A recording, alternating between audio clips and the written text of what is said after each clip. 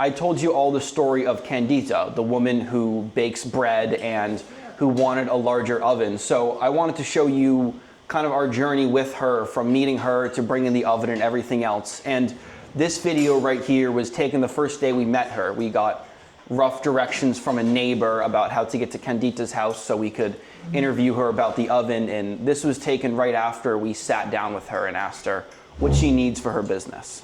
So if you were to get 100,000 Guyanese dollars for the purpose of growing and expanding your business, what is something that you would like to purchase?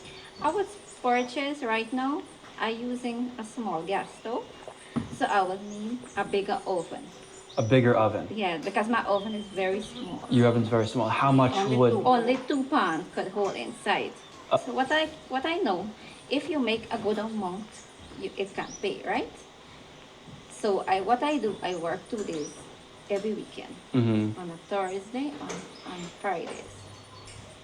But it is something that is gonna grow, I see that it could come into a business. But I use my kitchen, but the kitchen is too much. Yeah, so rather than they go at charity to buy the bread, they come right by me and support me and buy my bread. Perfect. Yeah. Do you think we could do a little walk around your kitchen and you could just show us? Do you have any bread for sale now? No. So this is the lower story of her house. It's where the kitchen is, and there's also, I think her brother sleeps down there in a bed. This is, I'm setting it off to raise here. This is what I do. Okay. And that's her oven. Just this two alone. Yes, I see. Yeah, so if I could get a bigger oven, it would be better. And that oven is even smaller than it looks, since her and everyone in her family is under like 5'2". So the entire kitchen and ceiling and everything, it was so low that I had to duck when walking around there. So that oven might look like decent size next to her, but if you saw it, it's about this big, and it has a maximum of two bread pans and then burners on top. So we spoke with her and we put a video up about her on YouTube, and we told our community, and especially you guys, her story and what she needs to grow her business. And everyone contributed enough that we were able to go back and buy her a new oven. And this is me after we just got that oven delivered, the 10-hour journey from the capital city to their small island. We had to have it brought by boat. My father helped with this as well, and we had it dropped off right there. And we were waiting for the school bus to come by so it could pick us up, because it's the only form of cargo transportation there. There's one on one of the big islands. They have like a minivan that takes the children to school. So we were waiting for that to come pick us up. Boat, this large oven that's going to be for Candita to help grow her bakery. This is my father. This is how we had to fit it in the back of the school bus. That's my father deck, so we had to take the entire thing apart. And then you'll see here, I told you her house was small. We had to take apart the door frame just to fit the oven inside. Thankfully, her father is a very handy carpenter. We were able to purchase her a new oven. Candita here is a baker, and she bakes bread in her kitchen. Candita, can you show us the old oven that you were baking with before? Okay, this was my oven, and it was too small. I couldn't bake much. It take a long time. She can bake 3 times the amount of bread. Oh, wow. This oven costs about $400 US, and she's going to be able to use it for years and years to make money for her family and make good, healthy food that everyone in her community is looking forward to. I must say, first of all, I thank the Lord for making a way that I can have a bigger oven. And I thank you all, thank everyone who have supported me, and that I can expand in my business. And I don't have to bake for so long hours with a lot of heat. So I'm thankful that this is gonna do a great work for me. I would like to say thank you, Chesterfield Church congregation, for granting me this wonderful favor in giving me an oven, and a bigger oven that I have now. So thank you very much. May God bless you all. So she was super, super happy with the new oven, and 4 months later we went back to see how things were going. And here is her outside, an outbuilding on her house. This is the building I showed you the shop earlier that they buy and resell many goods. Her family does that with this, but she's looking to expand it at an additional 10 feet onto the right side so she can move her kitchen into there and she doesn't have to cook in her brother's bedroom. So we were speaking with her about what that would cost and how her father, who's a carpenter, would be able to do all the building, and we asked her more about her business. How has your baking changed since we got you the first large oven? Wow, it has changed a lot. I must say thanks to God for providing an oven for me. That now all my customers can come and say they can have bread enough.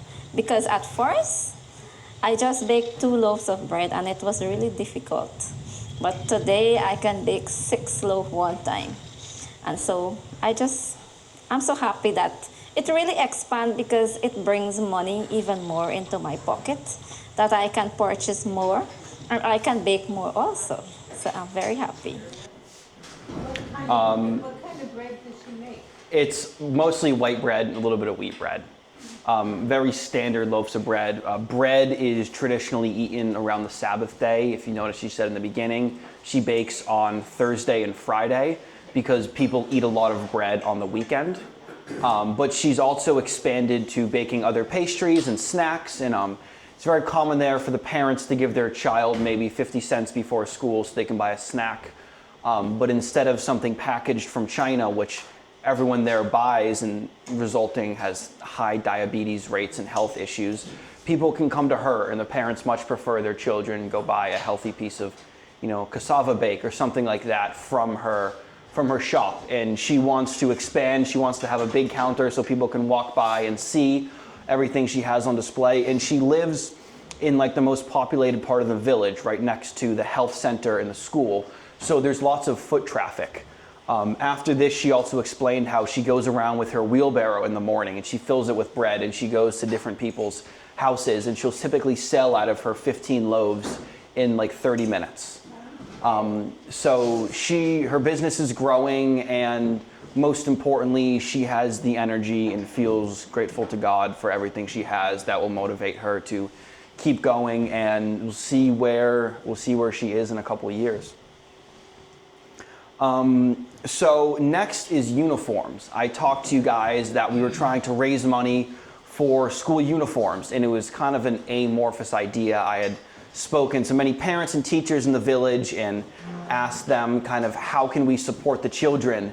And what we landed on is school supplies. School supplies is the most important, and here is a traditional classroom in Guyana. You can see the white kid in the red shirt on the bottom is actually me.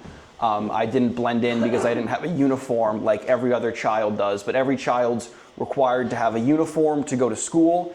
And a lot of families, especially the poorer families, can't afford more than one uniform. It might cost $15 or $20 to get a uniform made.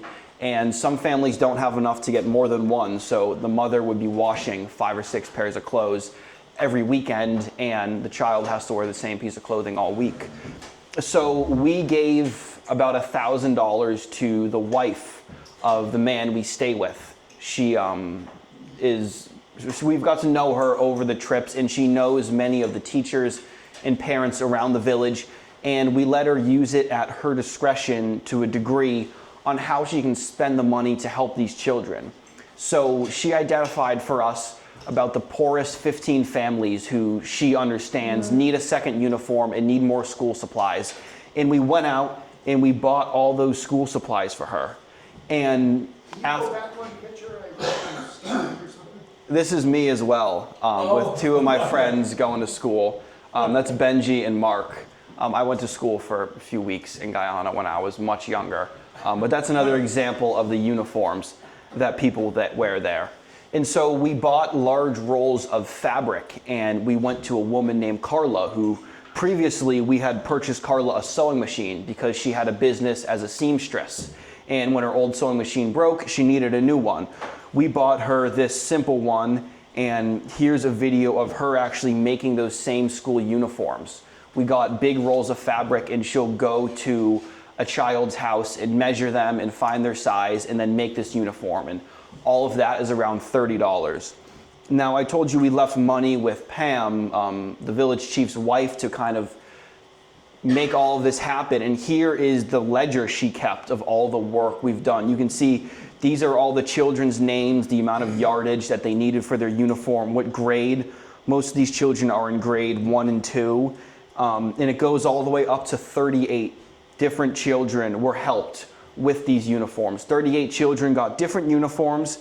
And you can also see here, they got various other supplies. If a parent needs a notebook before the exam or before the school year, they could come to her and she would give and spend $6 or $7 and get them a notebook and pencils. And having someone who's a part of the community be able to look at this from a human point of view as opposed to a corporate point of view is the reason that we're able to take a small amount of money and make a huge impact with it. Because if I wanted to get a kid who needs a pencil, that pencil, it's not as easy as finding the kid and giving him a pencil. That's something that takes so much time and so much energy. But if you can meet the right people and you can form these right relationships, and then those people can do the work of identifying the mother whose pension didn't come last month and needs more money for her children for the end of the year exam, that's how we're able to take $1,000 and impact 38 different children with clothing and school supplies. And our goal is to always have this woman, Pam, have some money to always give out when the parents need. I mean, she's kept excellent records here and she's just done a stellar job with all of that. Now, this is Ralph. He's probably my favorite person that we've given a grant to because he's just such a character. And we have like a 50-minute long video where we did a whole interview around his farm and he told us about everything from planting and climate to God and philosophy at the end when he spent so much time here out in the bush that he has so much amazing information to learn and glean from. He's 72 years old and he'll paddle about 2 hours each way to get to his farm so he can grow food and harvest it. And he will tell you that he just simply loves to farm. He wouldn't give up farming for all of the money in the world. And he says that when we first asked him how we could support him, he said all he needs is health. And when we prodded him a little more, he said a water pump to irrigate. But here's the video we did with him so you can get an understanding of who he is and a little more about his farm. We gave another grant to a farmer whose name is Ralph. He travels 2 hours by boat every other day to access his farm because it's deep, deep in the bush. Once out there, he grows the traditional crop of cassava, as well as fruit trees, citrus, and many other native crops. Now, with the changing climate, the seasons are becoming less predictable in Guyana. Ralph once relied on the predictability of the rainy season for planting, but now it's kind of a toss-up when the rains will start. So if you were going to get a grant from the Uplift Project to help you with your farm, what is something that you would like to purchase with that grant? Well, as you can see, right? This weather, this dry weather, right? Yep. This dry weather will be a really setback for you. So the plants just wither. So I will buy a pump. For just $350, we helped Ralph buy a water pump and PVC piping so he can pump water from the creek and irrigate his field. Another $150 went to Ralph so he can go buy a nursery and buy more plants and trees to plant in his farm that will bear fruit for a long time. But while we were helping Mario and Ralph, we noticed another problem that's been more and more prevalent every time we come back to the village. So our main mission at the Uplift Project is to give grants. We believe that the best way you can help someone is by giving them the opportunity to help themselves. Just like how I would spend all my time and money trying to give that one kid who needed a pencil, when I went to a woman who was a teacher for 20 years and knew every child in the village, she could get that pencil to the right person in about 5 minutes. And so while giving grants is our bread and butter and what we're trying to do, an issue that's been coming up more and more with each trip we do to Guyana, and something that was brought up by Ralph in the last video, is water. Now, these people are 2 hours away from the nearest power line, so there's no electricity there and there's no running water. About 10 years ago, someone tried to drill a well in the village. A nonprofit came in and drilled down nearly 1,000 feet, spending about $25,000, and didn't hit a drop of water. The subsurface they have there is much different to what they have here, and the porous nature doesn't allow for the aquifers to form. So what people have done for a long time, since thousands and thousands of years, is they've drank out of the creek. They drank out of the rivers that go through their village. And when you do that since the age of 0, it's okay, and it would send us to the hospital, but it would be fine for them. But with the recent introduction of gas and diesel engines in the mining and septic systems and population growth in the area, drinking out of the creek really isn't okay anymore. So what people have done is they put gutters on their roof. You can see up top there's a gutter going from the corner of the roof, and that feeds into those large 500-gallon tanks. Now, someone will stretch a t-shirt over the top of the tank to prevent any debris or anything from getting in there, and then people drink the not so clean but cleaner water that comes out the bottom.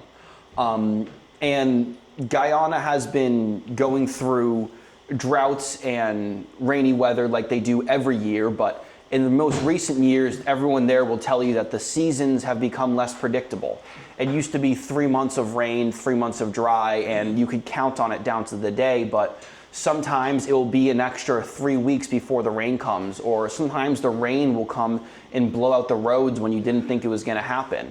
This is a huge problem for people, and when everyone stores their drinking water in these tanks, if you have 500 gallons of water storage and the dry season lasts another month, you're gonna be far out of water, and people are gonna have to drink from these small pits in the ground. So here is a video of me kind of talking about those tanks and letting Lloyd, the village chief, kind of show you what they currently use when they run out of water. Now, the people there traditionally collect rainwater off their roof and store it in large containers, saving that water for the dry season when the rain doesn't fall. But with the changing climate, the dry season isn't as predictable as it used to be. Now, people run out of rainwater long before they expected to, and they're not sure when the rainy season is going to start again, forcing them to drink out of the dirty pits and creeks that they have around the village. We call it a pond, which we get our drinking water from. So this is exactly something that each family would have because of the drought and because of the scarcity of drinking water in Wakapoa. This water is not wholesome, I would say, but we have to use this. We drink it, our kids drink it, and it's not being filtered, it's not being purified by any means. From here, it's pumped into the tank up there at the school, and the cooks may very well use this because you don't have no other means. Now at the school there you have these black tanks that they would normally use as drinking water for the kids. But those are available only, those would only provide during the rainy season. All sorts of animals come into this here. When I'm looking down here, I see frogs. You see frogs there. You see large frogs jumping in and jumping out. And then of course you might have small alligators right in this reservoir here. So everything lives here. But we are forced to use this kind of water. And it has been for centuries. I'm now at 65 and I might still be using this. But with the recent introduction of gas and diesel engines and the mining in the area, this creek has become polluted and it's not safe to drink out of anymore. People complain of typhoid, giardia, and other diseases that come with drinking contaminated water. Now, does that water ever make you sick? It doesn't look very clean. Yes, we used to just drink the water just like that, and we suffered like with typhoid, what we call typhoid, due to the water contaminated. When we got money, we had to go like in charity there and do the test, and then you buy the typhoid treatment, and sometimes it don't work. But this problem isn't impossible to solve. Now, the Uplift Project is raising money to buy these people more water storage capacity, get people who don't have any water tanks one tank, and get people who only have one a second one. This really helps people collect and store water and make sure they're going to have something clean to drink out of the dry season.